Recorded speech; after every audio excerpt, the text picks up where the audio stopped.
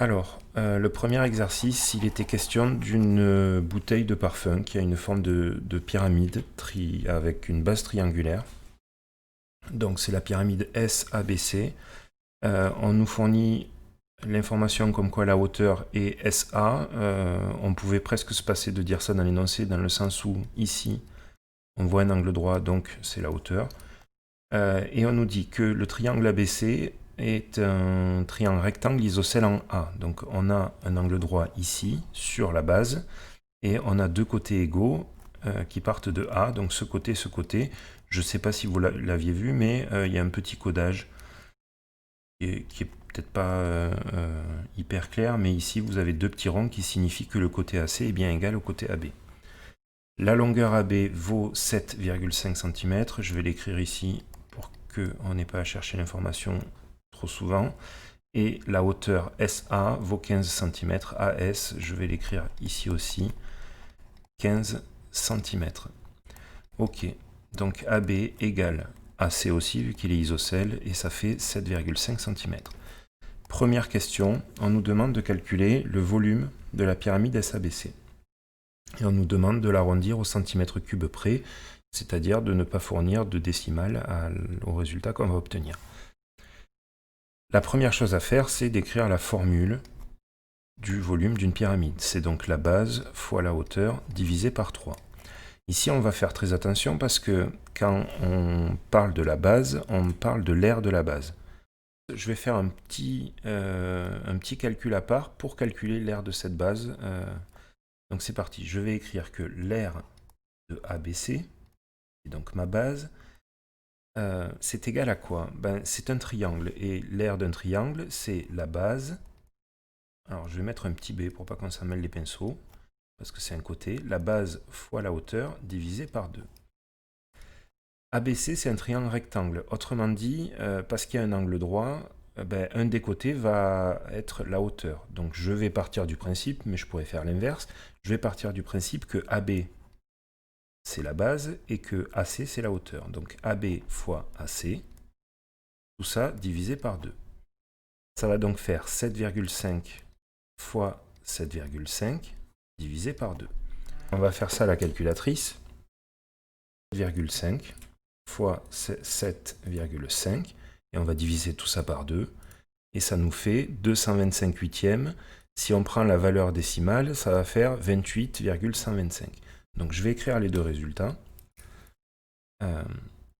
L'aire de ABC est égale à 225 sur 8 cm carrés. C'était des centimètres multipliés avec des centimètres, donc des centimètres carrés. Et si je veux la valeur décimale, on va la réafficher. Ça fait 28,125. 28,125 cm². Voilà l'aire de ABC.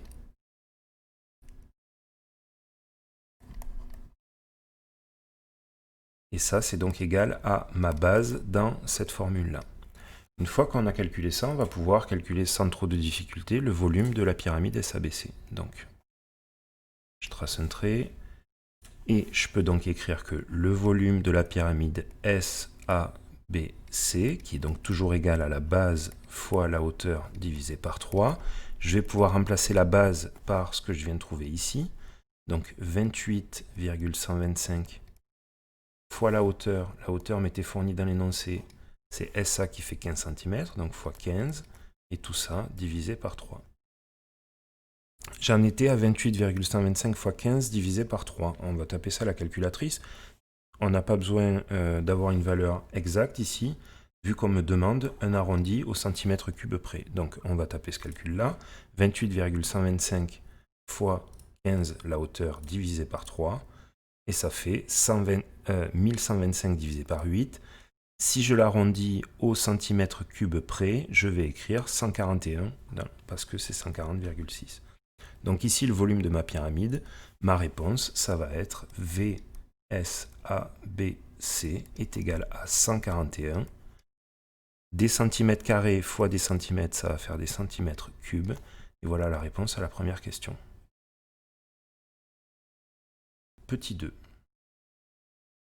Alors, pour fabriquer son bouchon SS'(mn). Donc en fait, le bouchon, c'est ce que je vais colorier. On ne va pas le mettre en vert, on va le mettre en bleu. Le bouchon, c'est ça.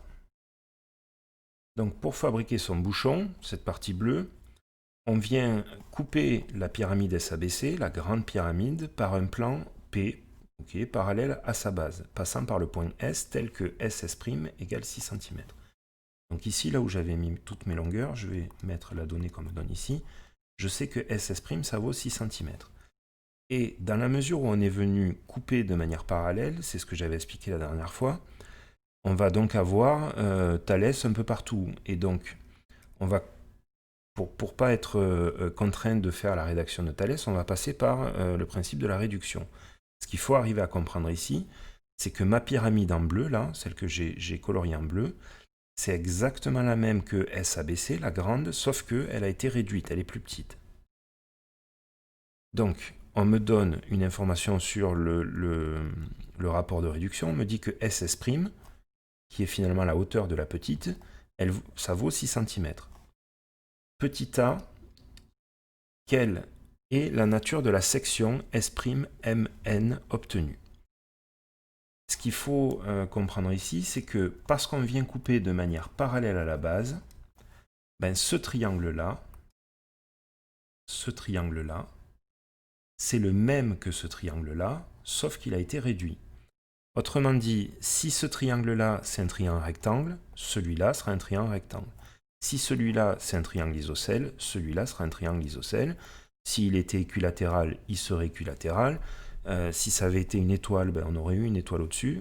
C'est la section, là où ça a été coupé, c'est de la même nature que la figure initiale. Donc ici, on va pouvoir dire que le triangle S'(mn), c'est un triangle rectangle isocèle en S', parce qu'ici, on avait un triangle rectangle isocèle en A.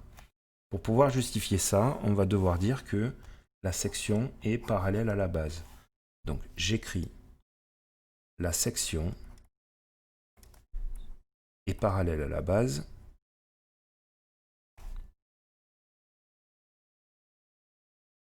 Donc, elle est de même nature que la base. ABC est rectangle et isocèle rectangle, ou rectangle isocèle, c'est pareil. Allez, et rectangle isocèle en A, donc S'(mn) est rectangle isocèle en S'. Et voilà la réponse. Donc ce que vous devez comprendre là, je résume, dans la mesure où on a un plan qui est parallèle à la base et qu'on vient couper de manière parallèle à la base, c'est exactement la même nature que la base. Donc vous faites attention à l'énoncé, si on vous dit qu'on a une base qui est un triangle rectangle isocèle, la section c'est l'endroit où on a coupé, la section c'est un triangle rectangle isocèle.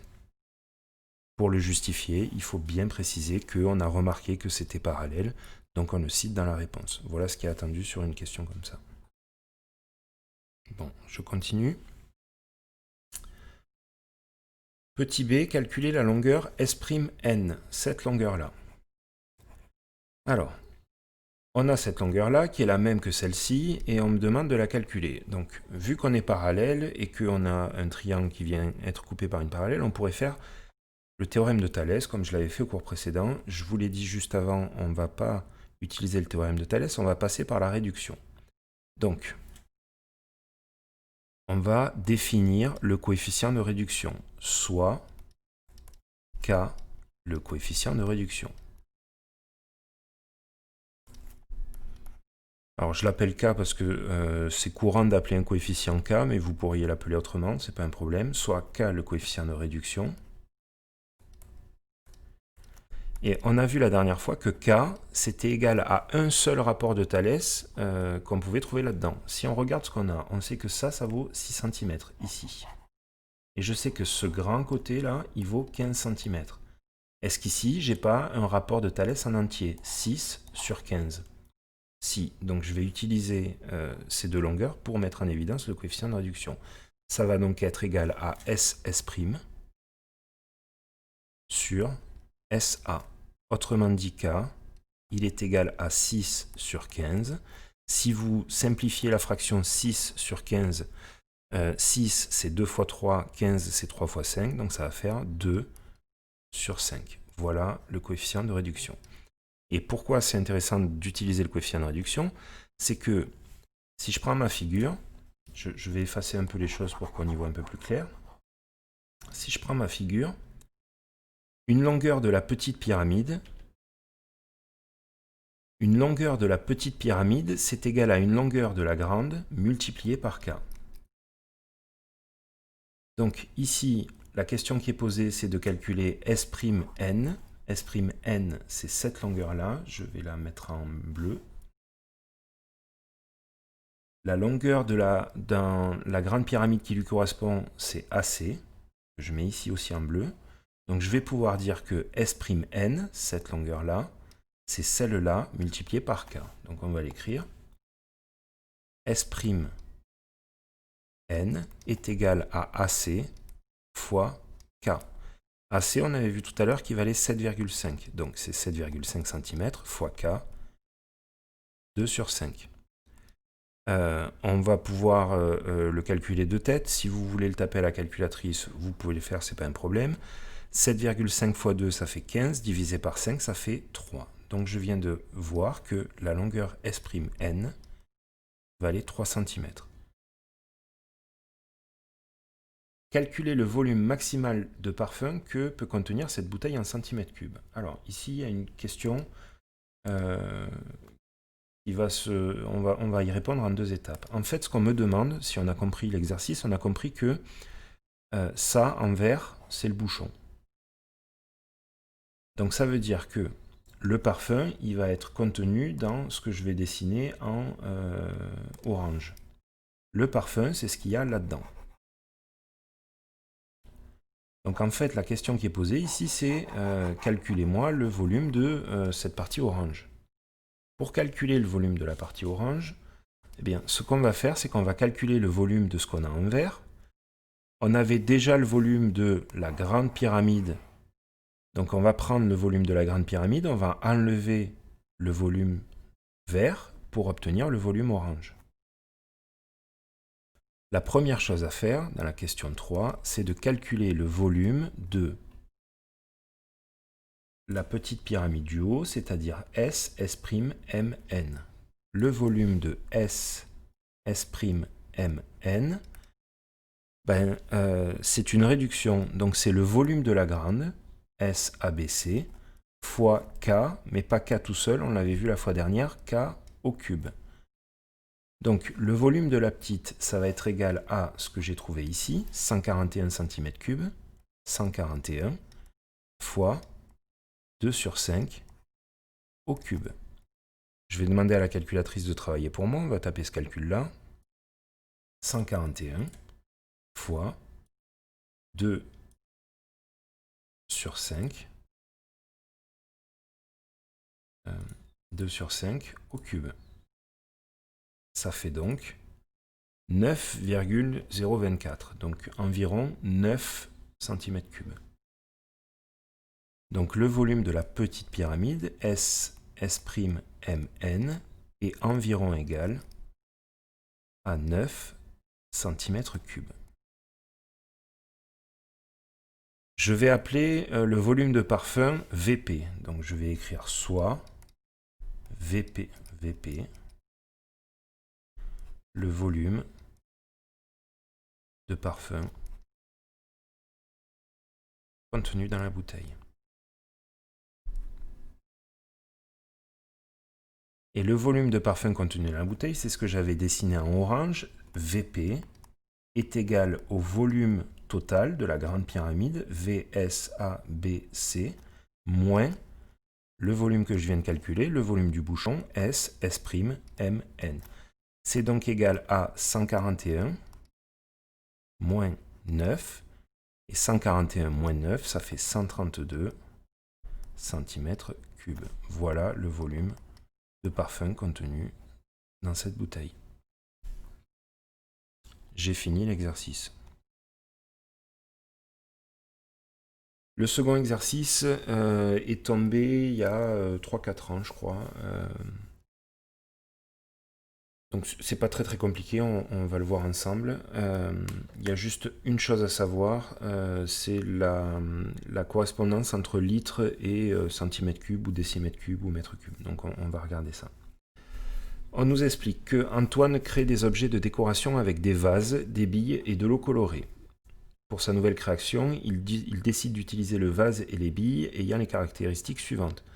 Donc pour faire simple, il prend un vase qui a la forme d'un pavé droit ou d'un parallélépipède rectangle et il y met dedans des billes en verre et ensuite il complète avec de l'eau colorée et puis ça fait un truc hyper joli qui vend cher. Donc il a le vase tel qu'il est décrit dans la première case de l'énoncé et on nous dit qu'il y met 150 billes à l'intérieur. La question qui est posée, c'est peut-il ajouter 1 litre d'eau colorée sans risquer le débordement? Pour arriver à répondre à ça, il va falloir qu'on organise un peu la manière de gérer les données et nos calculs parce qu'il n'y a qu'une seule question qui est posée. Pour arriver à savoir l'espace libre dans le vase une fois qu'il a mis les billes, que l'eau complétera, il faut que je calcule d'abord le volume du vase. Ce volume-là. Donc on va, dans un premier temps, calculer le volume du vase. Donc je vais écrire soit VV, le volume du vase. Le volume du vase, c'est un pavé droit. Donc, en fait, il va me falloir cette longueur-là, cette longueur-là et cette longueur-là. Et je vais donc faire longueur fois largeur fois hauteur et ça me donnera le volume. C'est un des calculs les plus simples. Mais il faut faire attention parce que avec les données qu'on me donne, il y a des petites choses à remarquer. On me donne les dimensions extérieures ici. Donc je sais que si je prends ces données-là, j'aurai la longueur fois la largeur fois la hauteur. J'ai les 4 données, les 3 données. Sauf que, vu comment est tourné l'énoncé, on me demande de considérer l'épaisseur du verre. Pour les bords, il va faire 0,2 cm et pour le fond, il fait 1,7. Donc ça va nous amener à un travail préparatoire. Il va falloir que ces données-là, on les modifie en tenant compte de celles-ci là. Donc c'est parti. Là où ça va être pratique, c'est que la base est un carré. Donc pour avoir cette longueur-là, je vais appeler ça L. L, ça va être égal à 9 cm, moins les 0,2 qui sont ici, et moins les 0,2 qui sont ici. Donc, moins 0,2 fois 2, ou moins 0,2 moins 0,2. Ça fait donc 9 moins 0,4, et ça fait donc 8,6 cm. Donc la longueur ici fait 8,6 cm. On nous dit que c'est un carré, donc c'est génial, c'est la même longueur ici. Cette longueur-là, la hauteur, h, elle est égale à 21,7 cm moins l'épaisseur qu'on a ici, 1,7, moins 1,7. Ça fait donc 20 cm. Maintenant que j'ai ces deux données-là, je vais pouvoir calculer le volume du vase. Donc le volume du vase est égal à la longueur fois la largeur, que j'avais trouvé ici, fois la hauteur, qui fait 20. On va taper ça à la calculatrice, donc ça fait 8,6 au carré. 8,6 fois 8,6 fois 20. Et ça fait 1479,2 cm3. 1479,2 cm3. Le volume du vase. Ok. Une fois qu'on a le volume du vase, on va calculer le volume d'une bille. Et une fois que j'aurai le volume d'une bille, vu qu'il en met 150, je le multiplierai par 150 et ça me donnera le volume occupé au total par les billes. Donc, soit VB, le volume d'une bille. Le volume d'une bille, c'est le volume d'une boule, c'est donc 4 tiers fois pi fois le rayon au cube. Normalement, vous devez vous souvenir de ça. Si ce n'est pas le cas, apprenez-le vite par cœur, vous devez le savoir. Alors, il y a un petit piège dans l'énoncé qui est un piège classique. Si vous l'avez rencontré une fois, c'est plus tout à fait un piège parce que vous allez voir que ce n'est pas une feinte grossière. Ici, le 1,8 cm, ce qu'on a là, il faut bien faire attention, c'est le diamètre. Donc, si le diamètre vaut 1,8 cm, le rayon, il est égal au diamètre divisé par 2, il est donc égal à 1,8 divisé par 2, donc le rayon, il vaut 0,9 cm. Et une fois que vous avez ça, vous avez la seule donnée utile pour calculer le volume de votre boule, le rayon. Donc on va pouvoir écrire le volume de la bille est égal à 4 tiers fois pi fois 0,9 au cube. Le volume de la bille est égal, je reprends ma calculatrice, 4 tiers fois pi fois 0,9 au cube. On appuie sur égal et il me dit que ça vaut 3,0 et des brouettes. Alors vous vous souvenez, on n'aimait pas trop cette notation-là. Et en fait, là, la calculatrice, elle n'est pas capable de gérer la valeur exacte. Moi, je voudrais une valeur exacte. Donc, je vais réécrire le même calcul sans écrire pi. 4 tiers fois 0,9 au cube. Et ça fait 243 sur 250. 243 sur 250, mais vu que je n'avais pas mis pi ici, il y a pi qui traîne. 243 sur 250 pi centimètres cubes. Voilà le volume d'une bille. Il y a 150 billes. Donc VB fois 150, ça va être égal à ça fois 150. Ça fait 729 sur 5 avec le pi. 729 cinquième de pi centimètres cubes. Donc voilà le volume total occupé par les billes. Si je veux une valeur approchée, le volume de 150 billes est 150 VB, et je vais le multiplier par pi sur ma calculatrice pour avoir la valeur approchée. 458,04. On va arrondir avec le chiffre après la virgule, ça suffira. 458,04 cm3.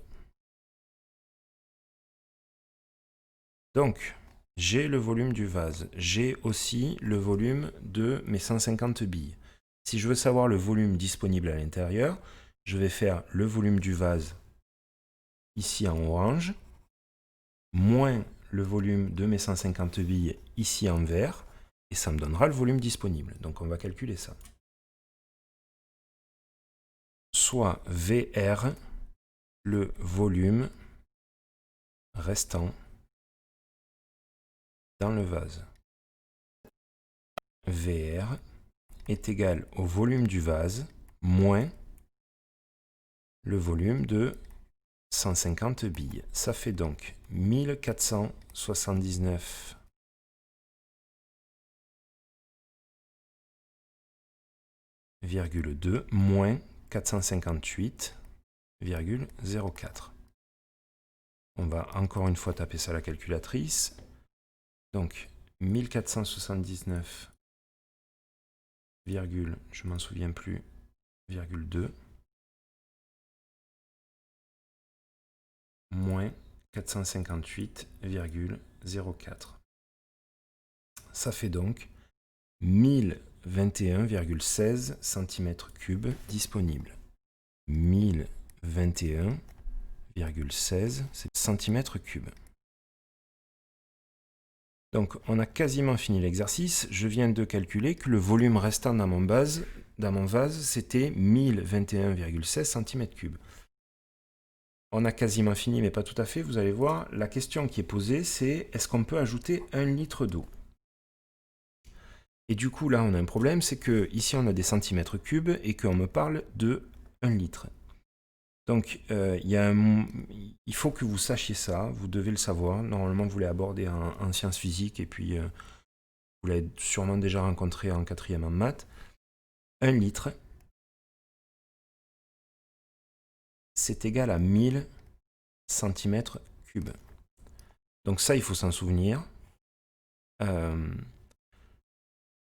Parce que c'est courant que vous ayez cette conversion à faire. Un moyen technique, c'est de dire que ici, centimètre cube, il y a un 3, donc du coup, il y a 3 zéros. Donc retenez ça, vous en aurez besoin souvent. Vous pouvez aussi retenir que 1 litre, c'est 1 décimètre cube, ou que 1 mètre cube, c'est 1000 litres. Vous faites ce que vous voulez, mais vous devez avoir une correspondance entre le système métrique et les litres. Donc 1 litre, c'est 1000 cm3. On a déjà la réponse. Est-ce que s'il met 1 litre, ça va déborder? Eh bien, ici, il a 1021,16 cm3 de libre. S'il met 1000 cm3, est-ce que ça va déborder? Non, il a assez de place. On va écrire que 1021,16, c'est plus grand que 1000 cm3. Donc, il y aura assez de place